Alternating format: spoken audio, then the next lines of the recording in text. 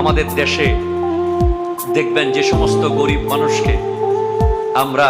মেজবানে দাওয়াত দিই না, যে সমস্ত গরিব মানুষকে আমরা মেয়ের বিয়েতে দাওয়াত দিই না ঠিক মতো, যে সমস্ত গরিব মানুষ দামি কাপড় পরতে পারবে না বলে আমরা ড্রয়িং রুমে বসায় না, দেখা যায় মরার পরে সবার আগে কবর করতে তারাই আসে। ঠিক কিনা কথা বলেন না? ওই স্মার্ট মানুষটা যার জন্য আপনি এত আয়োজন করেছেন,